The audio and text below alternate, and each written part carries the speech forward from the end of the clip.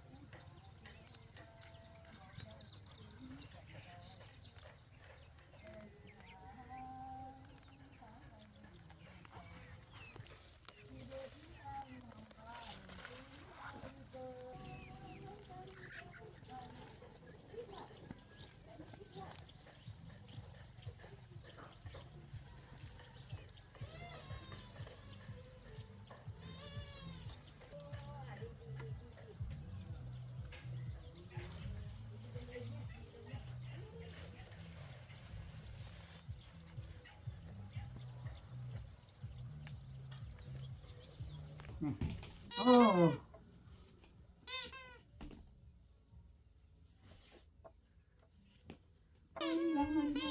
đất trời sông núi bao nhiêu năm cha tới trời đây tôi bằng hùng tráng lên trên sơn vinh quang để cứu lấy nước nhà thề hy sinh bên cùng cầm gươm ôm chung sông tới vườn hương đã đến rồi bình minh chiếu.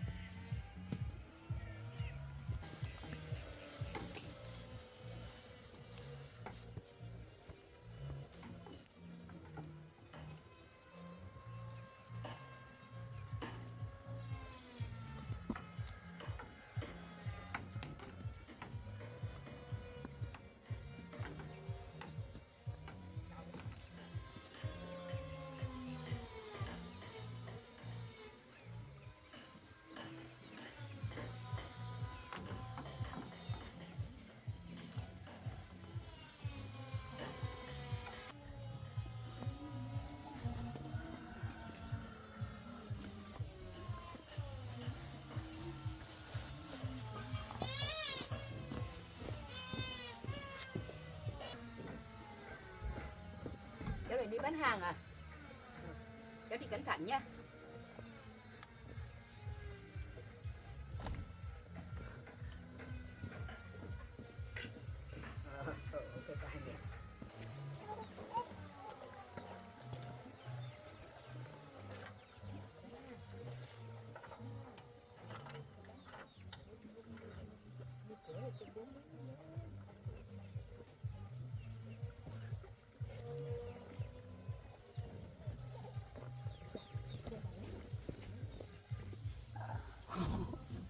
Con mẹ mẹ.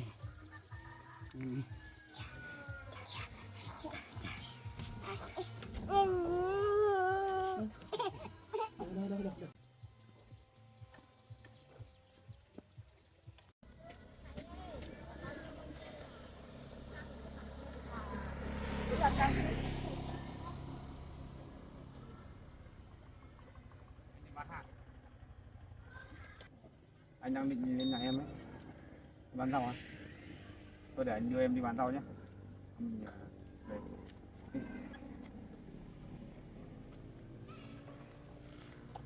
Thế mai sẽ đó là cái thì anh đưa em đi chợ nhé.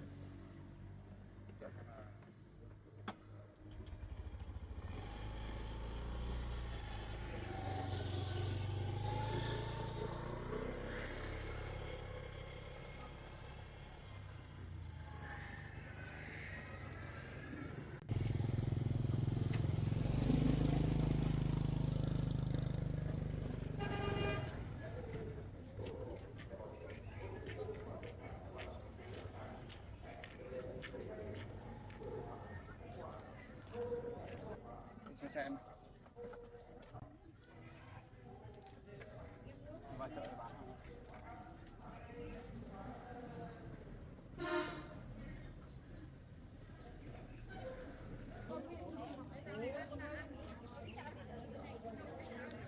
Chị ơi, ra đây nhé, không nhé.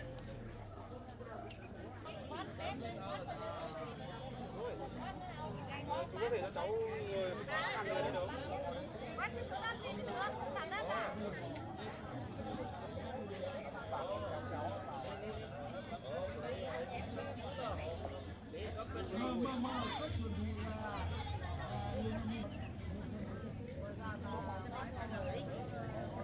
Bà nào trả tiền em không đi hả? Cái bà Cái vô đi, theo em đi ra sắp bố với. 30.000. Này lá rồi nhỉ? Sau đây em hái được rồi. Tốt Tết nhỉ?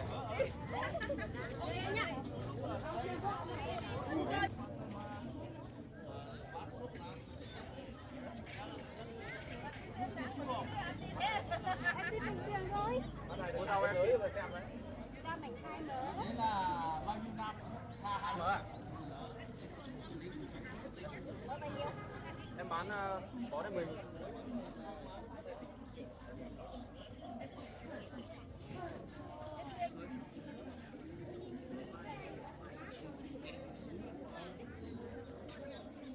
Em gửi chị á. Hôm nay đi chợ không mua được gì à?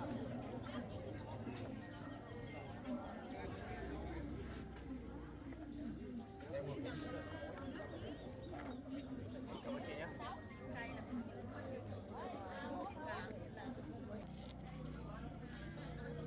Có rau chị.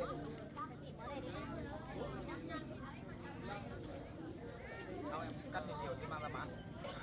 Với ngồi đây bán không hết. Bán lần sau thì có. Cảm ơn chị nhé. Cảm ơn chị. Nhé.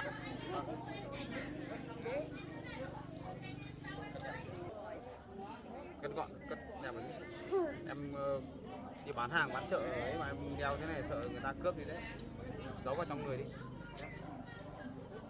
Giật đi là mất hết đấy. Bao tiền đó? Bạn này à? Em ơi.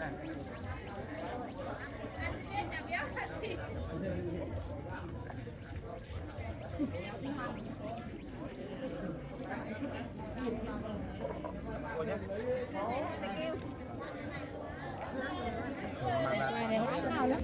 Đâu ở nhà em cắt hết chưa? mai em xuống chợ ấy, rau xanh bây giờ họ thích lắm, kiểu bây giờ đầu mùa chưa ai có, cắt đi nhiều vào. Cái rau này mình cắt đi mang đi bán đi mới nếu nó lại lên mà nhá. Anh thấy hôm nọ anh vào thấy danh rau tươi tốt lắm. Sắp hết đây, còn một cái bớ nữa. Giờ mình bán xong bộ mớ rau này xong là đi ngồi uống nước. Anh đưa em mình uống trà sữa.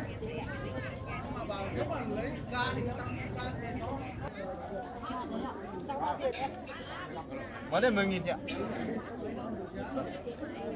Cảm ơn chị của em nhé. Cảm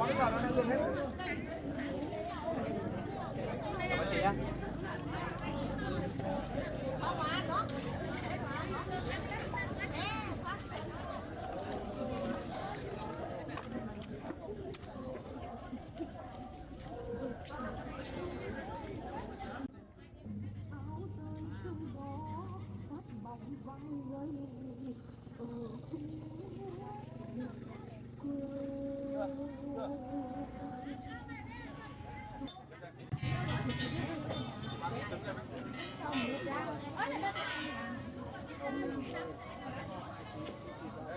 Em chụp quả nhé.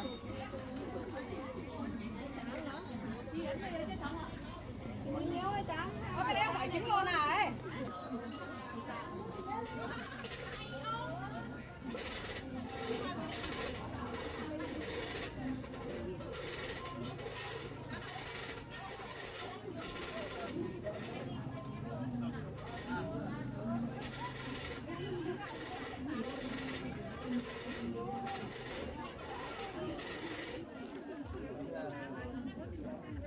Mua mấy củ khoai lang về luộc lên để cho em bé ăn. Bé ơi, lên đi léo.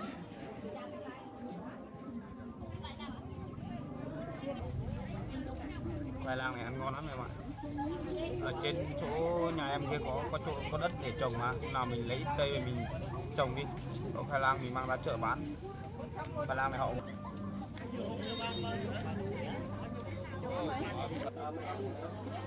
cái này 15.000.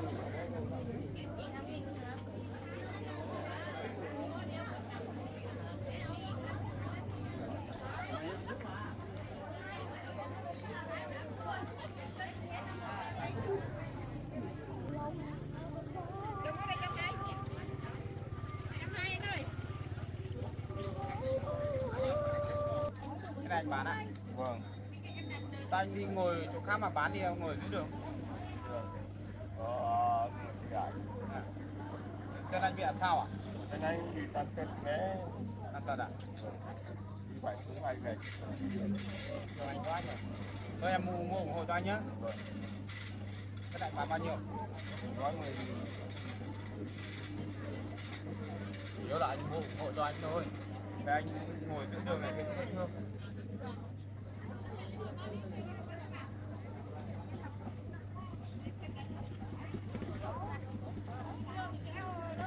Cái này là anh không phải gửi lại cho em ấy nhé. Là anh em mua ủng hộ anh là gọi là có một chút ít để gửi cho anh nhé. Cố gắng lên anh ra nhé. vâng. Anh nhé. Hơn hai anh em nhé.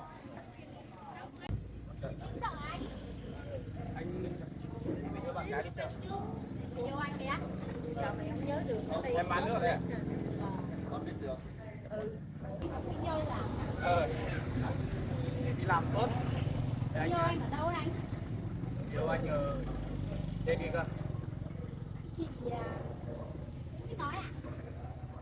Yêu anh không nói được. Cầm. Anh nhá. Anh như thế mà Hả? lại chơi chị. Đây, ai cũng trả sữa. Có gì nhỉ? Có sữa gì nhỉ? Có loại nào đấy?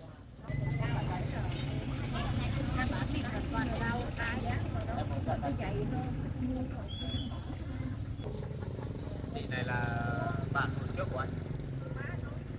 Lâu lắm rồi anh gặp lại. Em không sợ đâu, người ta có nói thì chẳng sợ. Mời anh nhé.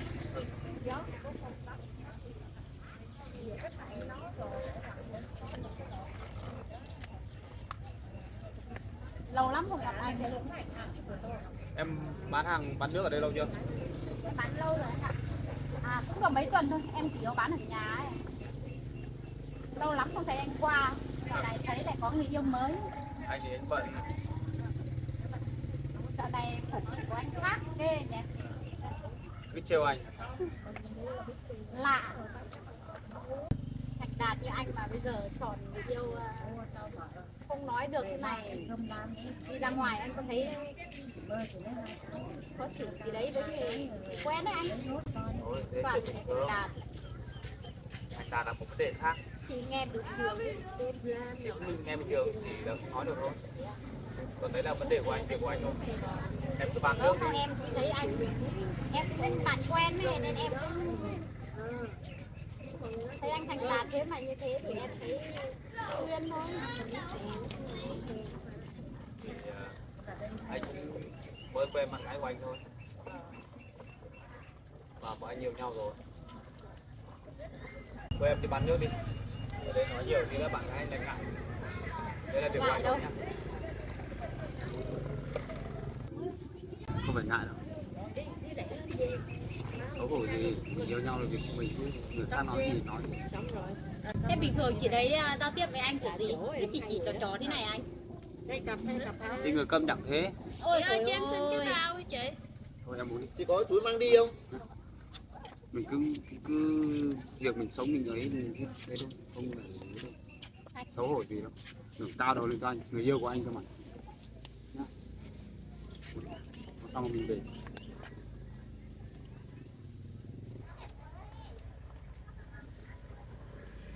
Anh ngày xưa bao nhiêu gái theo đuổi anh không yêu, giờ anh đi yêu chị ấy, nhìn em thấy nó khác xa quá anh ạ. Riêng anh quan trọng vấn đề đấy.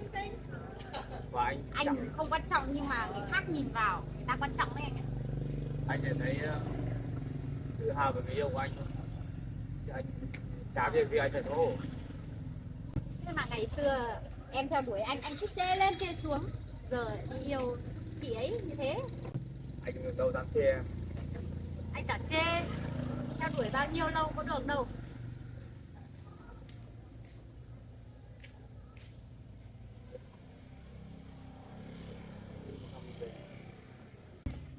Thôi em bớt nói lại đi. Thế là chuyện của anh. Nói nhiều. Em cũng nghĩ tốt cho anh, Nói lâu nhiều mình không gặp nhau thì em cũng nói chuyện gọi là thì có vui thôi, nhưng mà em cũng nói thật thật mà.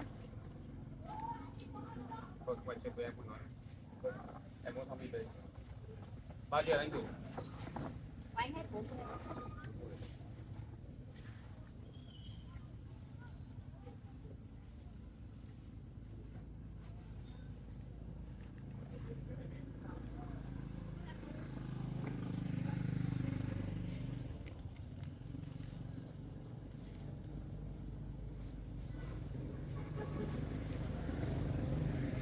Lúc nào lại về đây ghé qua em uống nước anh nhá. Rồi rồi. Bảo này thành đạt thế mà bị yêu con này, ra đầu vào đầu câm cũng là kín.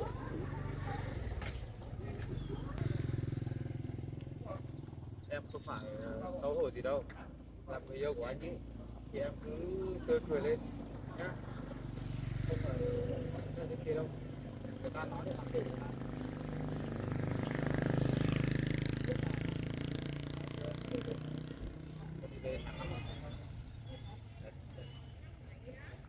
Mặc kệ người ta nói thì mình nói.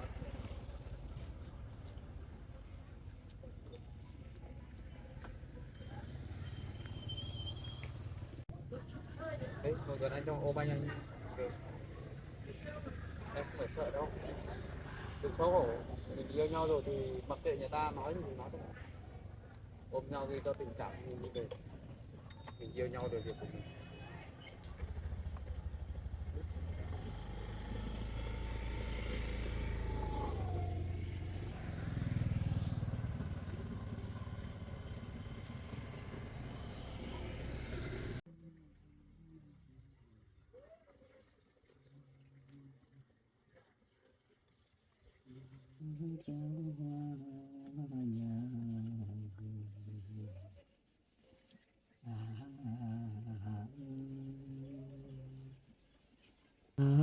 Người ta đi cấy lấy công, mà tối nay đi cấy còn trông nhiều hồ bè, trông đất trông mây, trông mưa trông nắng, trông ngày trông đêm. Cho chân cứng là mềm, trời yên biển lặng mới yên tâm lòng.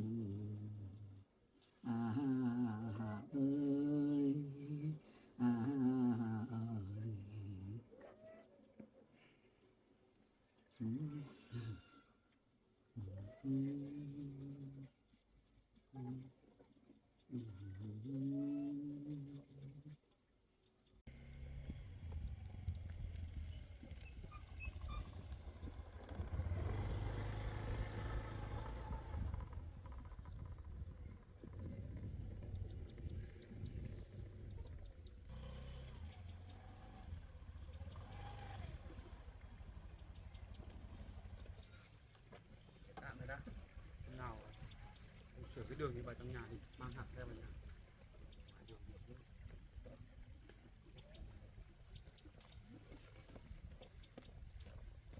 Ngô tốt thật đấy nhỉ. Ngô này sắp có quả đấy nhỉ. Đi cho quả này tốt rồi. Thế, giống bí này mình không cần dàn đâu, cứ cho nó bò từ đất ấy.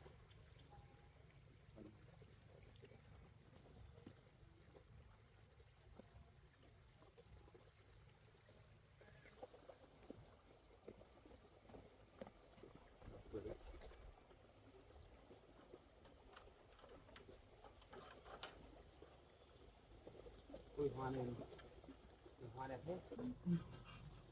Đẹp vào đây nhỉ.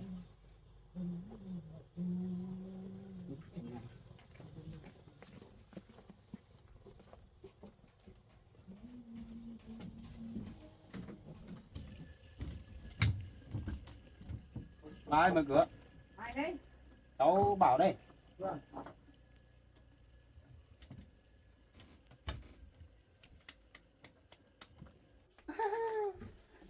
Chào em nhé, chào em nhé. Về một tí nào, về thương thương một tí nào. Ui, cái chân thì đứng đâu. Thôi ngồi đây chơi với bà nhá. Cho thân cứng có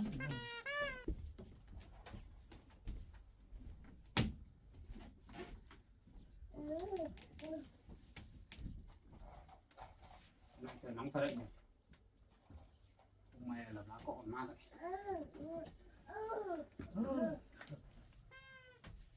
cháu ơi, nước không ngờ mình hay bắt về đây bây giờ mà không cho mình uống nữa rồi, không cho lấy này. Cái nước mà nối về đây á? Vâng. Họ không cho nữa. Họ không cho nữa. Từ mấy ngày hôm nay rồi đó. Thôi, bà họ không cho thôi. Bây giờ em ơi, bây giờ họ nước họ không cho mình lấy thì anh gọi điện thoại ở dưới kia xem là bảo cô của anh nhé ở ngoài ấy, và xem gửi cho mấy cuộn ống dẫn ấy. Đến đây xong rồi mình kéo nước đi, mình tự đi kéo một kéo nước mới đi, dùng của họ mãi cũng được. Để anh gọi.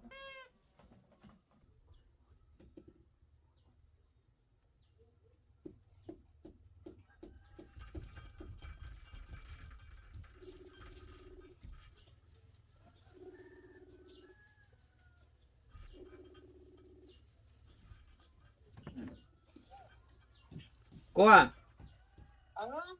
Nhà cô còn cái cuộn ống dẫn nào loại nhỏ nhỏ ấy, còn có cuộn nào bán không? Loại mà lấy 2 cuộn, loại ống 21 ấy. Cô xem có ai không, cô gửi cháu 2 cuộn. Tí cô gửi cho. Vâng, cô gửi luôn nhá, xem có ai lên không. Tí gửi. Vâng. Anh gọi cô của anh gửi cho 2 cuộn hướng dẫn. Tí nữa anh với em đi kéo nước mới đi. Nước của họ này mình dùng từ lâu rồi. Ba cho em bé đi, chú ở trong đấy.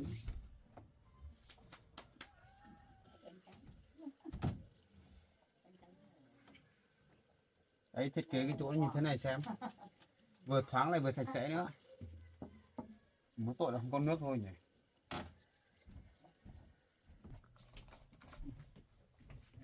Đấy, mẹ thay áo này cho con mặc cho mát nhá.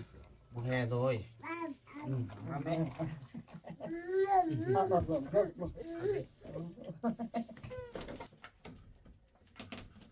Làm gì?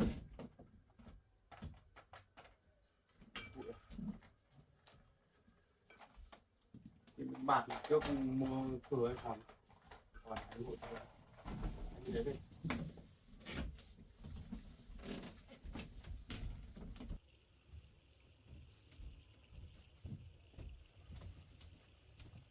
Bạt đây. Mùa hè rồi nắng nóng lên bây giờ bụi lắm nhỉ. Tăng cái bạt.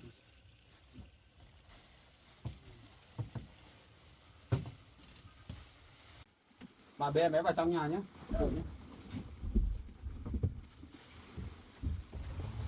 Bật đôi vào đi. Đấy, bà đóng cửa vào.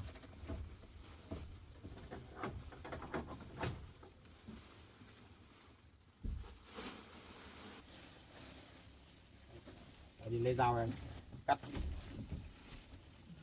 Trong nhà nhá, không được bỏ ra ngoài bẩn nhá.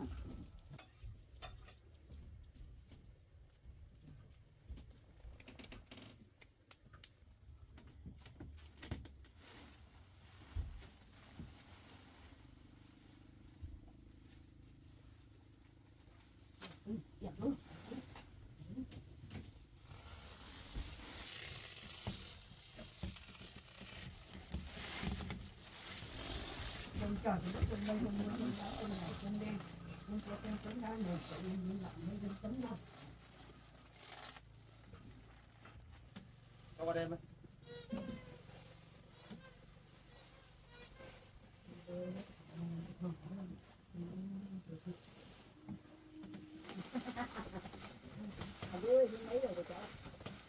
Đẹp đấy. Lâu rồi lắm.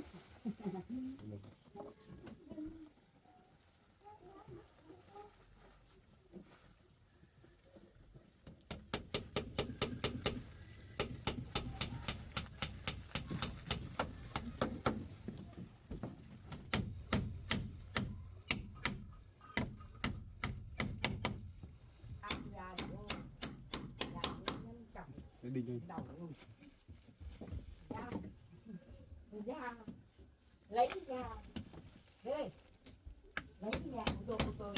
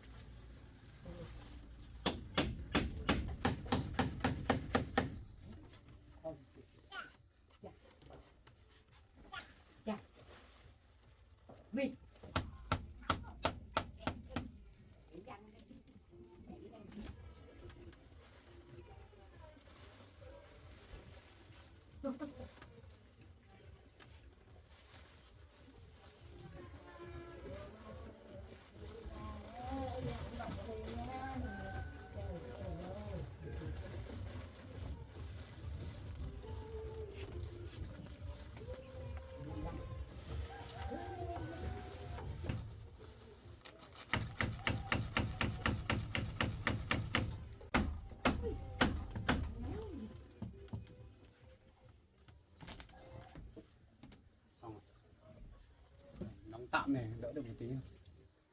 Ủa lắm không?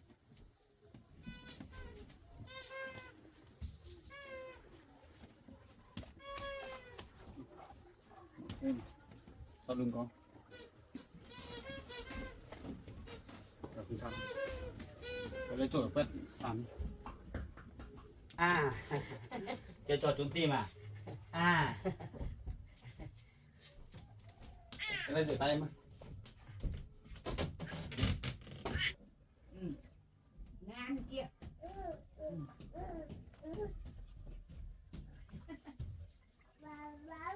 Vá làm cùng ngang vịt chơi ở bờ ao chẳng thấy tiếng nhạc đi là bơi xuống nước. đi bé ơi.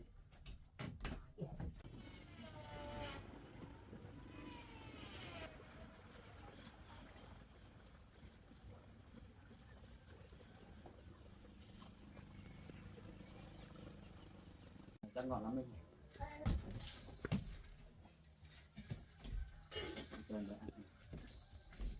Bé ơi, ngồi chơi không có gì làm, ăn khoai chơi thôi nhỉ. Bye, cảm ơn bà nhé. Này mẹ cho không người kia rổ nhá. Bảo nhá. Đây em củ khoai. Ai già, muốn nghịch đây nhỉ. Thôi cho mẹ cầm đi. Cái hư à? Này ăn đi, đây đi. Nào. Nghịch giỏi phải ăn giỏi chứ. À, đây. Đây. Cần làm gì? Ăn đi còn nhanh đi. Ăn đi. Ừ. Đây nào, ăn đi. Không ăn à? Không ăn thì đi chơi đi nhá. Bye. Dạ. Khoai táo luộc để chín để đây nhá. Vâng. Tí nữa bà bác cho em bé sang ăn thôi nhé. Vâng. Anh thấy nhà bé mình chẳng có cái ghế nào. Là em và anh đi đóng mấy ghế đi. Mấy ghế ngồi thấp vào này để ngồi mình nấu nướng nó dễ. Đi. Khoai táo để trên bàn nhé bà ơi. Vâng. Chị em ơi. Anh đi đóng được một cái ghế. Đây cái búa đây, búa với đính. Cơ đâu nhỉ? Còn con cơ đấy. Ăn đấy.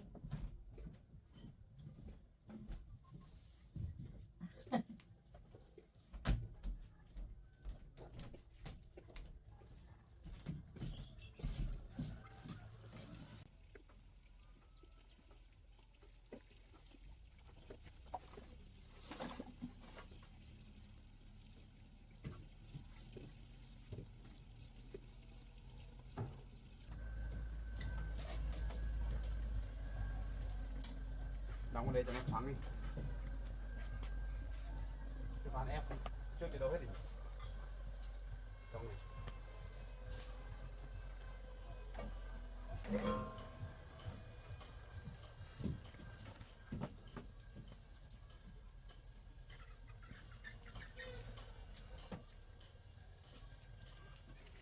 Tấm này chắc đủ.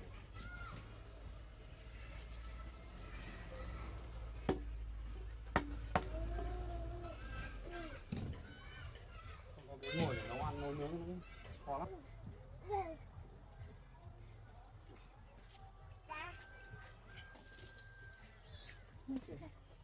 Này để cầm.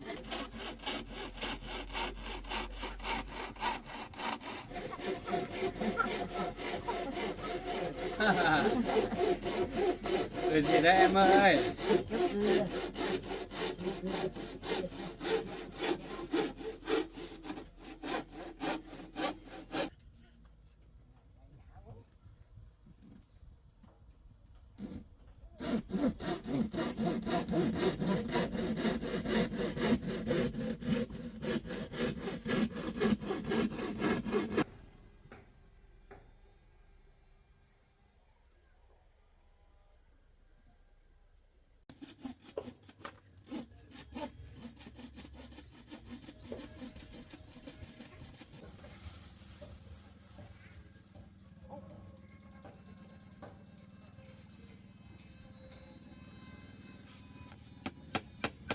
Để nó đi.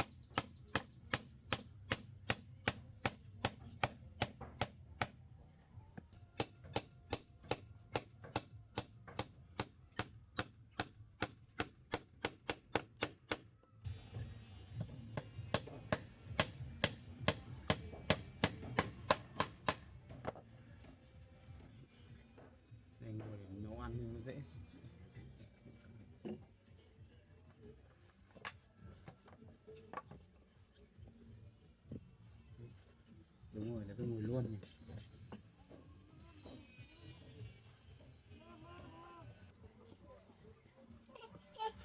Gì đâu.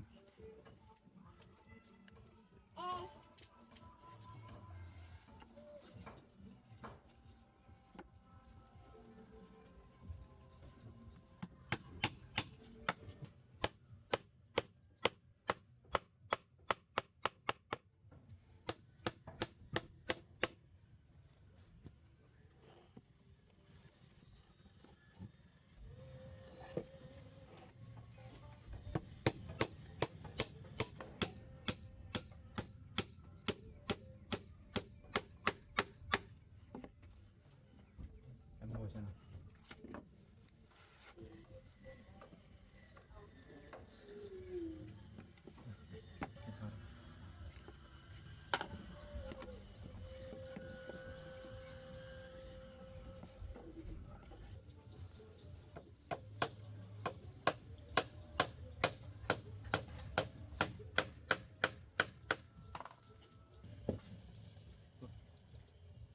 Tạm được 3 cái đây nhỉ.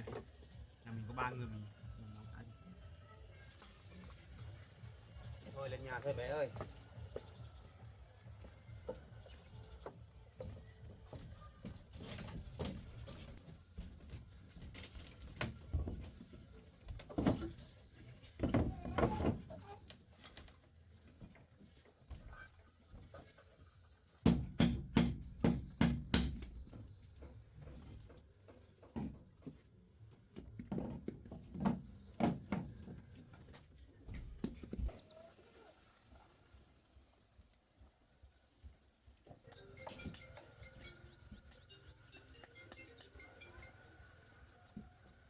Con nghe đây bố. Vâng vâng. Con chưa biết được. Thôi bố ạ. Khi nào con về con tự biết mà. Con biết rồi. Vâng vâng. Vâng. Con chào bố.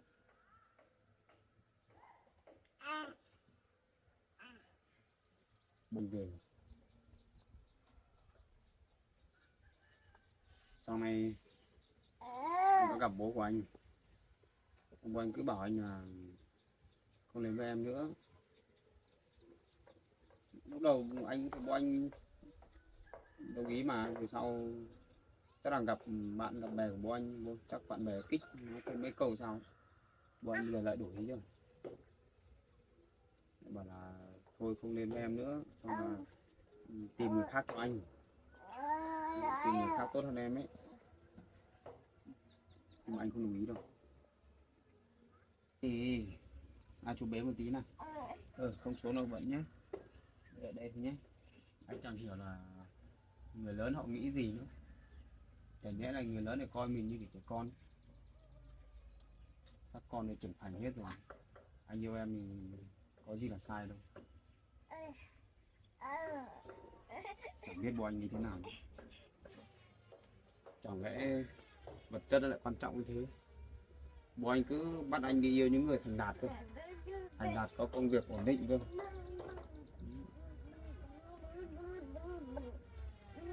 Bây giờ thì cần cái gì? Vật chất chỉ là một phần cuộc sống chứ. Nhưng mà anh nghĩ nhiều nhé. Bố anh thì ngăn cấm nhưng mà kệ, quyền quyết định vẫn là anh. Bạn bè của anh nữa, chỗ cho anh làm ấy, mấy chị em ở trong phòng khám của anh cứ biết, chắc là họ biết tin là em và anh thích nhau ấy, họ cứ xì xào nhiều lắm. Nhưng hôm nay mình đi chợ thì cũng gặp bạn của anh cũng thế, họ cứ chê giễu anh.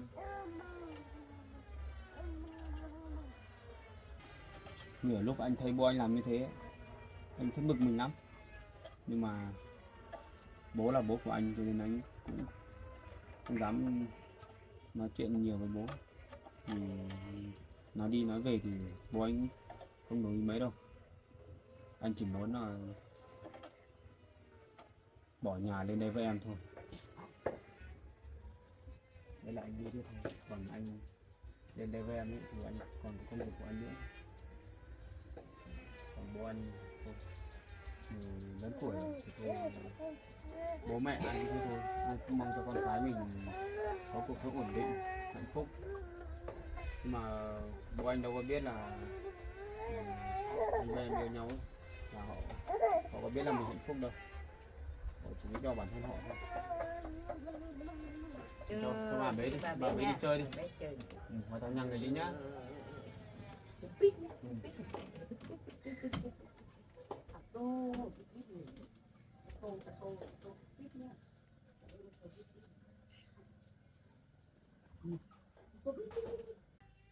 Những chuyện ngoài kia thì em đừng bận tâm đến nó.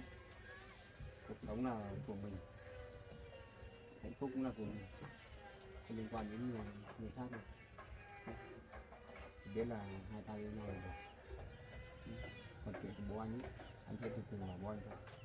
Nếu bố anh không nghe thì anh cũng kệ thôi, miễn là anh biết là được. Em sợ bố anh lên đây không sao, bố anh lên đây thì cũng tốt. Thì ông lên đây thì gặp anh rồi bố anh chỉ khuyên mấy câu thôi, anh không nghe thì ông cũng không làm gì được anh đâu. Làm sao thì bố là bố ruột của anh, không giống như mẹ anh. Mẹ anh thì mẹ kế thì mẹ anh cũng chẳng nói nhiều, chắc là bố anh cũng lo cho anh nhiều quá nên là bố anh mới thế đấy. Bạn bè của bố anh cũng thế thôi, con cái của người ta thành đạt, còn bố anh ấy chỉ có mỗi mình anh thôi. Bây giờ anh còn đi yêu em nữa, em còn cái nhà kia thì bố anh không chấp nhận cũng đúng. Đấy là việc của bố anh, còn việc của anh ấy là từ lúc anh quen em là anh đã mến em rồi, và anh cũng đem lòng yêu thương em đến tận cái hôm nay ấy, thì điều đấy thì không ai phủ nhận được nữa đâu. Anh yêu em rồi thì mình cứ đi trên con đường mình chọn, miễn là mình hạnh phúc.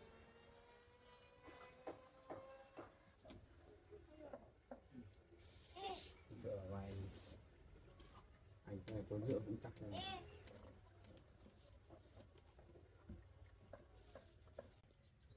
chẳng biết cuộc sống của mình phía trước nó sẽ như thế nào. Người ta thì cứ cười khinh, cười chê bọn mình. Họ đều bảo nói là anh thành đạt mà đi yêu một cô gái câm. Anh thấy chuyện đấy là bình thường. Em yên tâm.